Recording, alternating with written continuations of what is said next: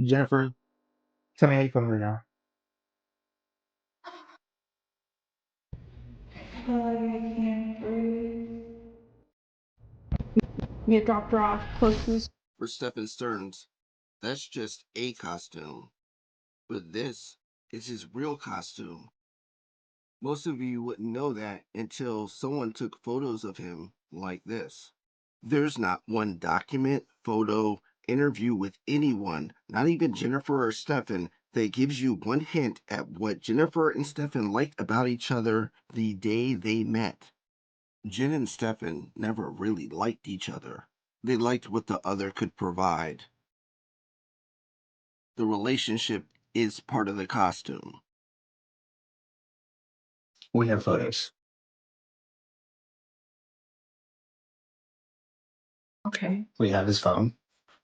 We were able to get into his phone. And there are some very, very unfortunate graphic pictures of him conducting various sexual acts with. I wish I could tell you this was all a made up story, but it's not.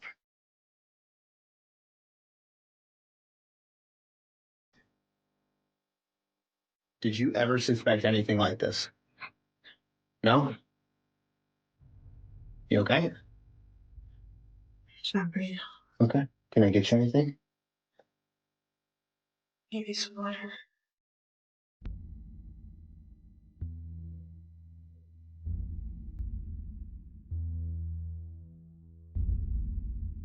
I think I have a pretty good idea of what Jen would want from Stefan by looking in Jen's car. I pay attention to the condition of items that are not of evidentiary value. It's not this medical marijuana bottle from Wisconsin. There's something else in this glove compartment, and the length of time it took Jenn Soto to answer this question from the detectives told me more about the item in the glove compartment. Before we get ahead of that, what is the conversation like between you two when you're in the car? Because y'all were in there for a good while we were trying to figure things out at your apartment house or your condo. What's the conversation like inside that car? Um.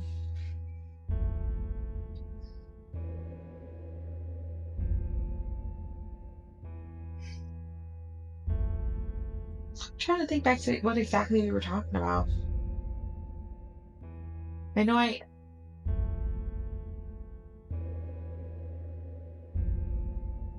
remember late in the like when you guys let us know we couldn't come back, and I called his dad, or we called his dad. I started saying to him, like, I think they're focusing in on you. Like, we need to call your dad, and I think we need to get you a lawyer. Um, I feel like they're focusing on the wrong person, and he kept saying the same thing.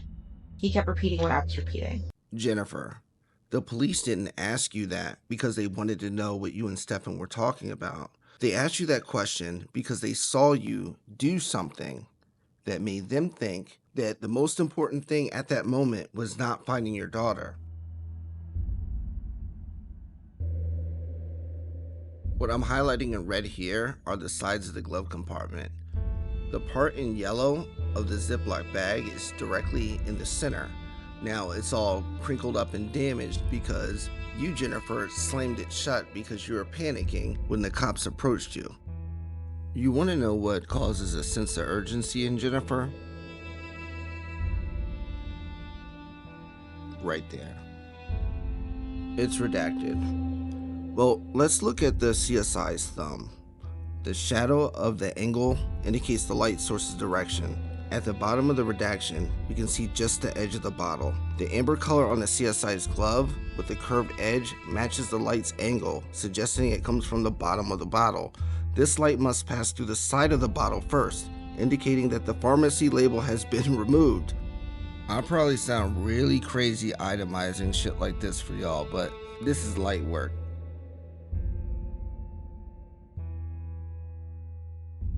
Anyway, within the amber light is a rectangular shadow. From the curvature of the bottle and the angle of the light, it's a 4x1 rectangle.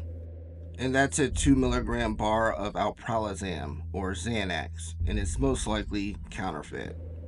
Jennifer Soto and Stephen Stearns were never in an actual relationship. It was a depraved codependency. Albeit through indirect terms, they told you exactly what the arrangement was, which would mean, at the very least, Jennifer Soto is not this blindsided mother that she portrays herself to be.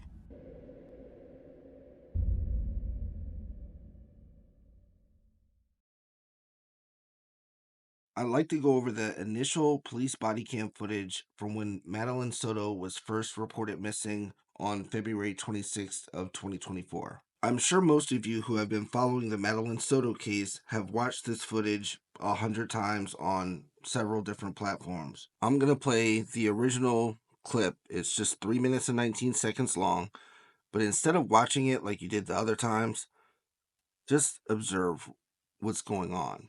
Don't focus on one person or two people. They said it looked like 5 or 6. 5 or 6 kids at the park. All right, give me a second, bro. Hey, Go ahead. let me finish up with this and I'll give you a call. Are you able to pick up call 931, please?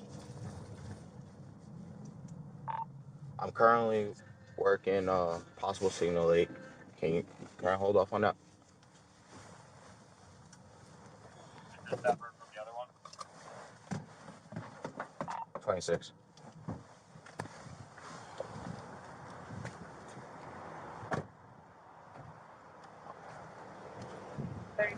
G to check. Sorry. Of course. Do they speak English? Yes, yes. Okay. This is mom. This is mom? Okay. Hi there. Hey there. Hey there. What's going on? So my daughter was dropped off close to school this morning, but never made it. I went to pick her up from school. I'm sorry, one second. Yeah. Go ahead, sir. Are we looking for another kid or we have a kid? Looking for another one. Good, police Alright, officer people are just still showed on up, so scene. I was Let's gonna put that start out. taking some Any information. possible location? How old? 13. I'm trying to get there right now. Absolutely. Okay. All right. So she was supposed to be dropped off at school, didn't make it to school. Didn't make it to school. I went to pick her up from school today, Okay. and she never came out. They announced it over the speaker, and I'm just like, maybe she walked here because sometimes she'll walk here to this office. I came here, nothing. I went back to the school, they were closed. I got a notice, an email from the school saying she was absent, but I also messaged her teacher, and he looked at her entire attendance today and saw that she was completely not at school today either. Okay. So she never made it. Okay. What's her name? Madeline. Madeline. Madeline. Last name? Soto. Soto. Soto. Yeah. Date of birth? February 22nd, 2011. February 27th, 2000. 22nd, Oh, sorry. 22nd, 2011. 2011. Just had her 13th birthday. 13. 1418 Charlie Worldwide. What's the name of the signal aid? Madeline Soto, age 13. I'm trying to get a clothing description now. What was she last seen wearing? Washington County Charlie Worldwide. People hit my call 931 at the same call. Green hoodie, Green hoodie, white Crocs, white Crocs, either blue or black pants. I think black shorts. Black shorts. Yeah. black shorts. Okay, black shorts. All right. Do you know if she has like friends in the area? She does, but she doesn't know where they live. She doesn't know where they live. Okay. I asked all of them. Okay. Is this like, does she like have any places that you guys know that she'll usually be at? Any friend's house? Any places that like she likes to hang out? Not typically, no. No. Not typically. No. Okay. Just a quick heads up, I removed a lot of the background noise so we can focus on what we need to focus on. Are you able to pick up call 931, please? Obviously, this is from the perspective of a police officer. My experience is being the car that I'm pointing out here, looking on my rear view, wondering why this police officer just followed me in here.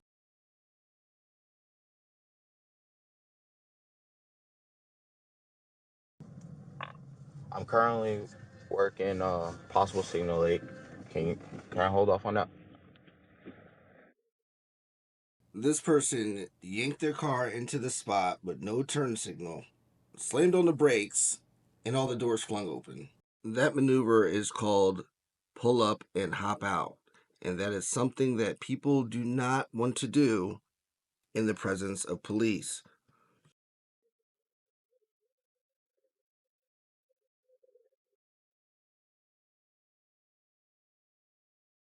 Let's see who's in this car.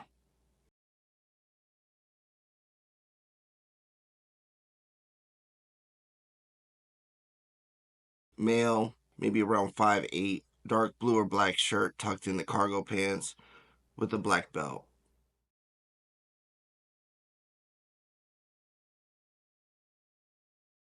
$26.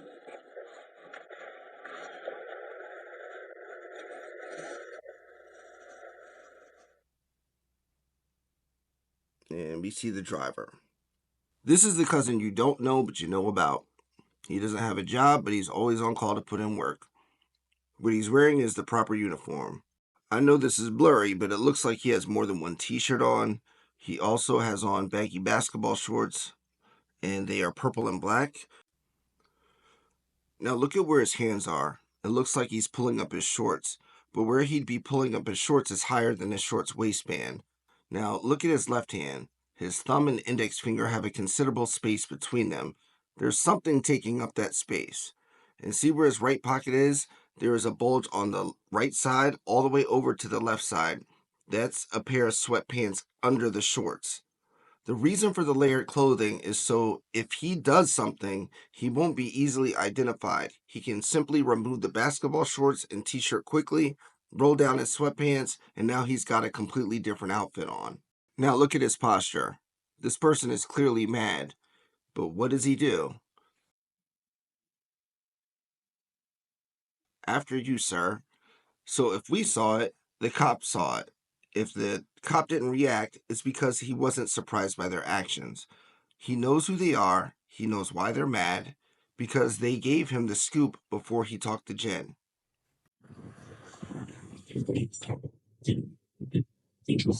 Of course. Do they speak English? Yes, sir. In the purple shirt is Jenn's sister. To her right, sitting on the couch, are two of Jenn's other sisters. There's a lot more going on in this clip than just what Jenn and Stefan are saying to the police officer. If you notice, all the people that are in this room are standing far away from Jenn and Stefan. Also, remember that Jenn is Puerto Rican, and in Puerto Rican culture, quiet means loud. Their reactions are based on what Jenn is doing and saying, and it's easier to see how they're reacting based on how and where they look when Jenn does certain things. Okay. Hi there. Not including Jenn and Stefan and the police officer, there are 5 people in this room.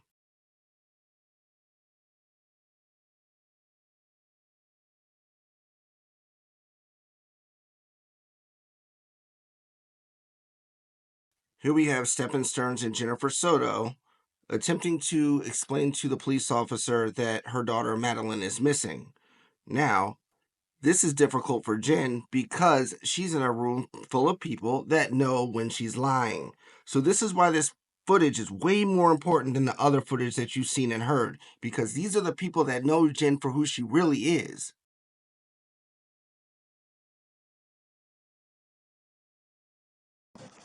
Hey there. Hey there. What's going on? So my daughter was dropped off close to school this morning. You notice the person in the little office switch seats with another person, so the second person is conveying information most likely to the people outside.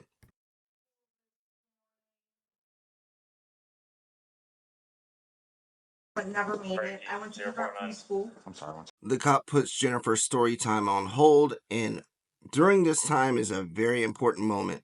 Jenn receives a call on her cell phone, and you'll see her reaction to that. Yeah. Go ahead, sir.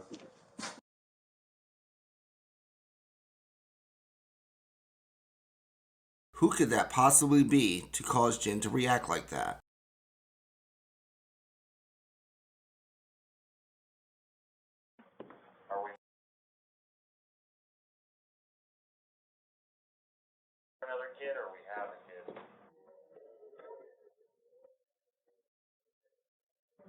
Looking for.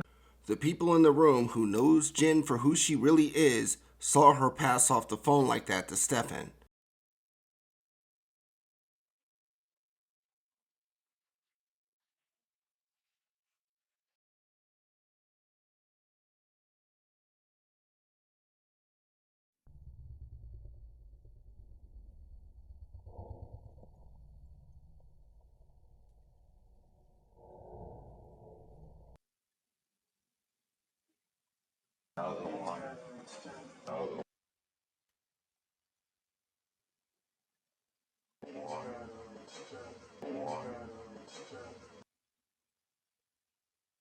Hey Tyler, it's Stefan. They know who Tyler is.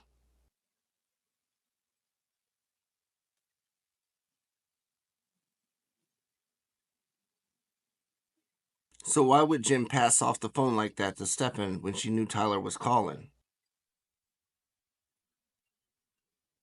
Now look how Jenn's sisters react to that.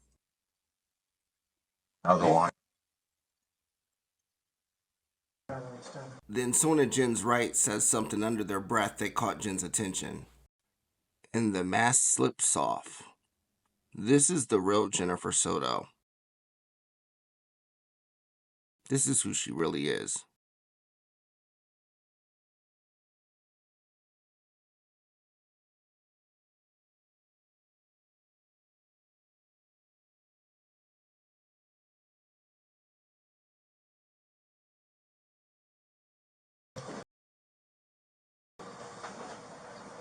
Good, police officer just showed up, so he's gonna start taking some information.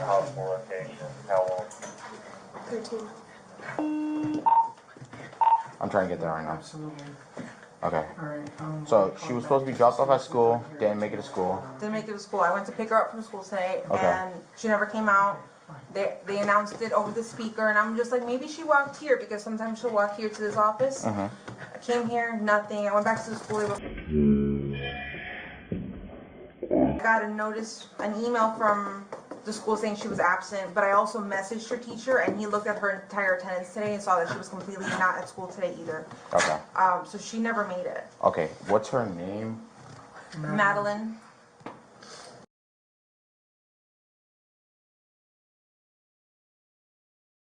Madeline.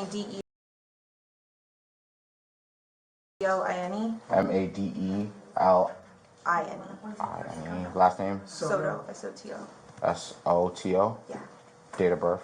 February 22nd. The woman who just walked out, the hand gesture she just did kind of means, get me up to speed on what's going on.